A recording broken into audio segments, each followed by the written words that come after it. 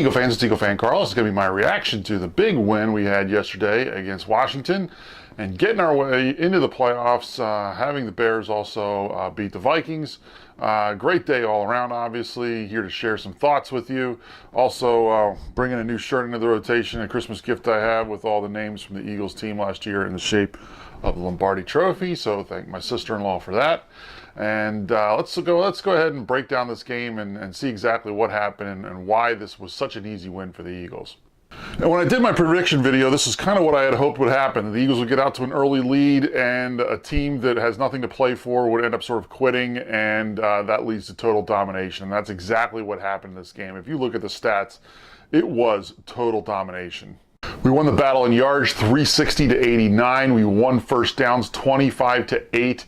And the first downs, that 8 that they got, one of them was by penalty, so they only actually gained 7 first downs themselves. The time of possession, look at those numbers. That's ridiculous when you think about the time of possession and how lopsided it was and how much we controlled the ball. And that stat is even not as bad as it could have been.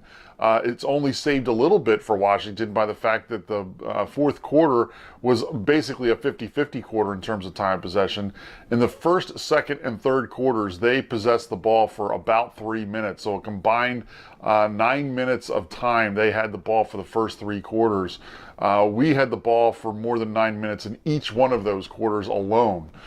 So absolute complete domination in terms of keeping the ball away from them. And that's why the score, frankly, then is not as lopsided as it could have been, because we just had these long, prolonged drives that ended up taking up so much time. We had 3 drives that went over 10 plays.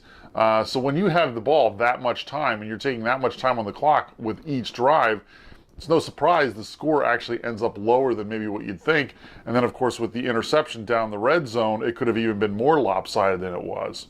But the Eagles, this is probably one of the most complete games I've seen them play this year. And when we're looking at studs and duds, you know, we start with the bad first, but I think I'm going to have to declare this a dud-free week. I really could not think of one guy to criticize in this game. That's how much we dominated them. And some of that was the fact you're playing against a bad opponent. But the Eagles took advantage of that, and they basically never let that team have a chance at a hope that they were going to potentially win this thing. So, you know, I'm going to declare this a dud-free week. So let's turn our attention to studs then, and you know, there's a lot of different ways I could go with the studs. There's a lot of guys I sort of considered putting on this list. So came up with 5 to hopefully try and, you know, come up with a list of guys that I think really sort of stood out in this game. Number 5 is going to be Nate Sudfeld. Okay, I'm joking. I think it was great. He came in at the end, had the touchdown pass and all that, especially against his old team. But obviously joking about that. But my number 5 is going to be the other quarterback, Nick Foles, who ties the NFL record for consecutive completions in a game at 25 and continues his miraculous run to get us into the playoffs. So Nick Foles has another solid game, and he's my number 5 stud of the week. But beyond that, I think this game was all about the defense. So my next guy, the rest of my guys are going to be all defensive guys. My number 4 guy is going to be Brandon Graham. Brandon Graham was in the backfield making plays, you know, getting the pressure on the quarterback, shutting down their running game, and he had another solid game. My number 3 stud of the week is going to be Rasul Douglas. He sets the tone for the game with the interception right off the bat. I think Washington was trying to get a big play early to sort of set a tone that they were really going to try and win this game. And then when you've got that play where the intercept just sort of, I think, probably deflates their expectations for anything that's going to potentially happen in that game when that happens. You try to make the big play, and it completely backfires on you. And Rasul Douglas makes a nice play on the ball to come up with the interception and really sort of set us up for the rest of that game and how well the defense played. My number 2 stud of the week is going to be Michael Bennett. Michael Bennett all over the place making plays again and just continues to wreak havoc. And that defensive line just played so well in this game. And that's going to also be reflected in my number 1 stud then is Fletcher Cox. Fletcher Cox all over the place in the backfield, comes up with 3 sacks in the game. And you're going up against, granted, as an interior lineman, you're going up against their guards, and their guards, they're on their 4th, 5th string guys. When you're one of the best defensive linemen in the game and you're going up against guys that are that far down on a depth chart, that's what you should do, and that's what he did, and he dominates that game. And they really had no chance with as well as Fletcher Cox played in that game, taking advantage of a bad opponent and making a statement with it. Now wait, one thing that we do have a problem with here is, we're not really giving any credit to the coaching staff with this, so I'm going to go ahead and cheat in this one and push all those guys down 1 and put it number 1. I'm going to go ahead and put Doug Peterson and Jim Schwartz. I think they both called a great game. I think both of them, once again, recognizing the situation. You're going up against a bad opponent. You don't have to do anything real crazy. Keep it simple and just play better than them, and that's what we did in this game.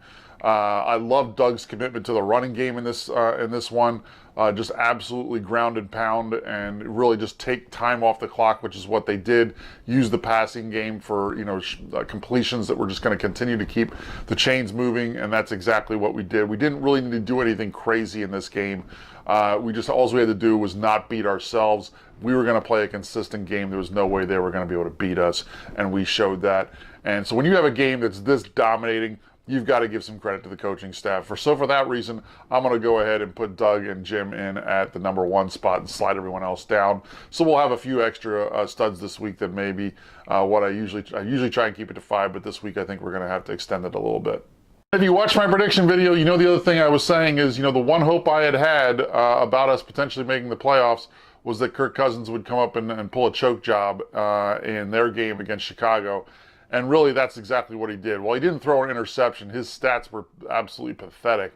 4 yards an attempt is what he ended up getting. Only 130-some yards of passing offense that he puts up in that game.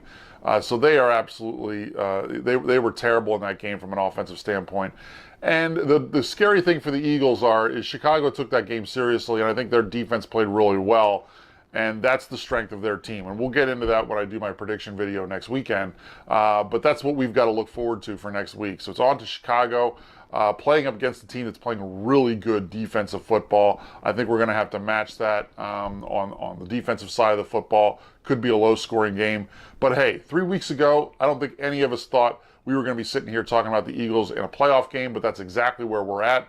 So I'm loving the fact that, we're actually going to have playoff football to talk about. It's the first time the Eagles have gone in back-to-back games where they've gotten to the playoffs. Excuse me, not back-to-back games, back-to-back seasons where they've gotten into the playoffs since it was, I think, 2010.